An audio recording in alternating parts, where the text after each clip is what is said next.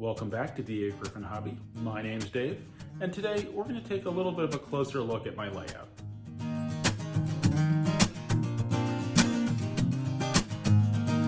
If you've been watching for a while, don't get excited. I haven't done anything on the layout in months. It gets too cold out here to work in the winter, and right now I'm just trying to, get myself psyched back up to want to work on the layout. I would love to get all this pink foam covered up with at least a couple coats of paint, just so it's not pink anymore. It's amazing when it changes from pink to a brownish, somewhat earth tone, the difference it makes. So what are my immediate goals with the layout? I think before I do anything else, I really need to iron out exactly where the upper loop is going. And I'm about like 95% there. I don't think there are really any changes I want to make to how it's laid out. It's just going to be a matter of committing to it and starting to secure it in place. What I really need to do is secure the track starting from this corner over here where it touches the two walls, so that it will give me a baseline for the rest of the loop, because obviously I can't move the walls. Everything else can be finagled a little bit here and there, but the walls, they're not going anywhere. One thing I have found while running the trains on this upper loop is that it's not necessarily centered on the bridges that I've put there, and it's caused a couple of accidents. The side rods on a steam engine might get caught on a girder bridge, or as happened a couple days ago, the crank on the side of my crane car caught the bridge and derailed my entire train, knocked everything off the upper loop. Luckily, there was nothing running below. That would have been a whole nother issue. So let's take a closer look at the layout.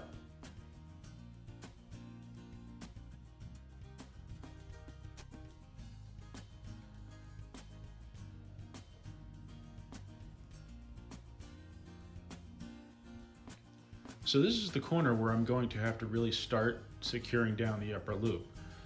Because with the two walls there, obviously that gives me very little room to play with. So I need to make sure I have clearance on both sides by the wall, and then I can go from there and really nail down exactly where the track's going to be. So what I'll probably do is secure this corner and then go along this wall and make sure that track is where it needs to be. And then I'll go from the same corner and go across the back wall and make sure that track's where it needs to be. And then from there, I can really nail down exactly where the upper loop's gonna be. As I come up along the wall here, I can then come into this loop around the mountain. Now, it's been pointed out to me that this mountain's a little round. Maybe it looks like a turtle from certain sides, and they're not wrong. It's a very rounded mound, and it's like that mostly just because that's what it turned out like when I was messing with the shape. If you look at it from here, it kind of looks like a turtle or an igloo. I think what I was thinking when I shaped that was I would cover it with trees, so you wouldn't really see the mountain anyway. It would all be tree cover. I was also thinking that I would probably end up cutting some of this off the back here, and the mountain would kind of come up and continue up to the wall. So that way this upper loop here would go over a bridge and then into a tunnel. So this isn't necessarily the final shape here. There's more of a detailed placeholder than a final shape. Now, as I said, this is not going to be a landmass like it looks at the moment. It will be a bridge, but I'm going to have to custom make something to fit the shape. So that's why there's still foam here to help support the track. But I like that it gives us this nice little narrow view kind of down the back of the layout. And I think as that gets towards done, it's going to be a really interesting spot and kind of tucked away where you wouldn't necessarily see it. As we come across this corner of the layout, you can see that I brought the foam down below the level that the rest of the foam is at around the edge. And because I was playing with ways to make the mountain seem even bigger than I had envisioned it. Whereas if I bring it down towards the floor, kind of makes it a much larger mountain. So I'm considering doing this or bring it down even further on these outer edges of the layout. Probably not across the whole thing, but maybe at this end and the other end. And I think that would just make it really interesting, especially as you come into the room to see mountains reaching down to the floor and then up to the ceiling. So will it ever happen? I don't know. It'd take a lot of foam, but that's kind of what I see in my head.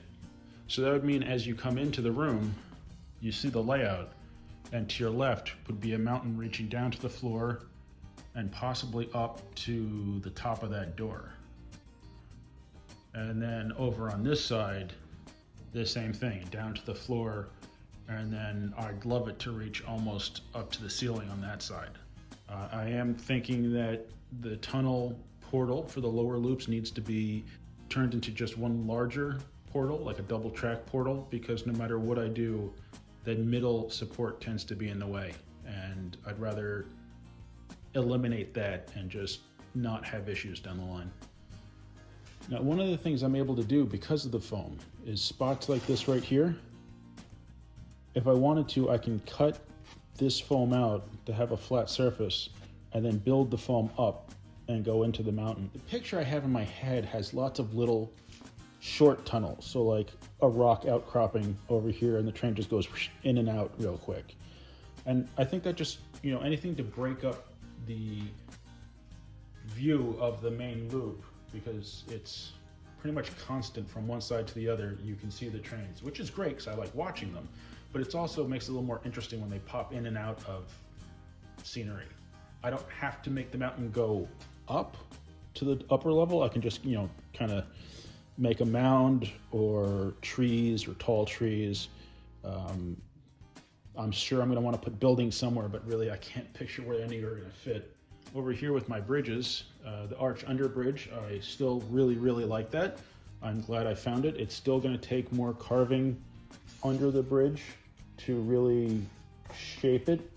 I mean, I'll probably put trees and whatnot here too, blocking the supports by the rock wall. So I think that will be interesting. The bridge in the back, I'm not set on. I'm not really fond of those bridges against the wall because of the shadows that they cast. If you look at the bridge and then look at the wall, you can see it's throwing shadows on the wall. And I just think that's a little distracting visually. This corner, I've really done very little with, and very little of what's there is permanent. Again, in my head, I see a very large mountain possibly reaching up to the ceiling. Not really sure how I'm going to make that work and still be able to get to the track. Now, I do have the option to cut through the wall back here anywhere I need to gain access in the side, but obviously not on this wall because it's concrete block, and that's just not going to happen.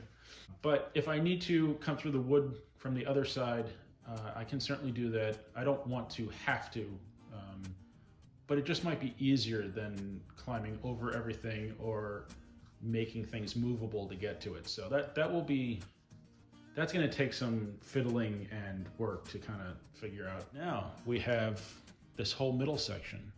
Initially, what I had pictured was a river coming through here, probably somewhere in the middle, the viaduct crossing the valley. I do like the idea of the viaduct across the front. I have thought maybe wider arches would look better. All this viaduct is at the moment is just a piece of 2-inch foam probably, with just rough shapes cut out. I think it would be a lot of fun to have a detailed viaduct there. I mean, not everybody can have an 8-foot viaduct on their layout, so that would be kind of neat to have. I had a river right through the middle coming out from the wall towards the middle of the room, and it just wasn't working, so I covered it up and patched it in, so it's not there anymore. What would really make sense is a couple of buildings, small indications of a town, a river, some streets. There probably is not going to be any sort of city or downtown on this layout, but indications of being just outside of one. A random garage or house or business, signs, streets, things like that, as opposed to a bunch of buildings, because I just did not leave room for that. I wanted more scenery, more mountains, more hills than buildings. Now this spot is one I've changed a few times. I came up with a really cool access to the tunnel purely by accident.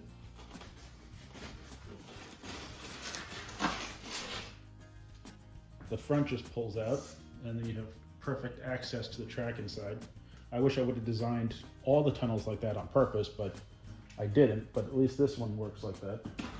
And again, the top of that mountain, kind of like the turtle-shaped one here on the other side, is temporary. I would really like the mountain to kind of keep going up, but that's going to depend on a lot of things, really. But I was definitely playing with shapes and contours here with the spot like this, you know, some big rocks sticking out. You know, I wanted depth and interest. There are a bunch of spots I kind of carved little caves into in different spots of the layout, or crevices. I also, you know, there's a space in between the foam, tried to turn that into some sort of crevice or cave. Like this spot here, I kind of ended up with this spot in here just because of the scrap foam I used to build it, and I kind of saw like a cave there. So I don't know, maybe there would be branches and trees in front of it, you wouldn't even see it, but knowing it's there, I don't know. It's up in the air. If I really wanted to, I could do some sort of town here, but I kind of feel like it wouldn't fit with the rest of the layout and the design that I'm looking at. So I'm probably just going to continue the mountain up from this point and then try to squeeze in a fourth loop at a higher level on this side of the layout. So like on the other side of the layout where I have the foam coming down, I want to do that across this face and maybe to the side, so that when you come in, you see just mountain. Also considered putting another loop of track down here, whether it was Ogauge or maybe S-gauge, or even HO or N-scale, I don't know, or all of it. But then I could work the scenery around that, which I think would be really interesting to look at. My main concern, though, is airflow and moisture. Unfortunately, this is not an ideal spot for a layout, but it's what I have. So I don't want to close in the under part of the layout because it will get moldy, and I don't need that.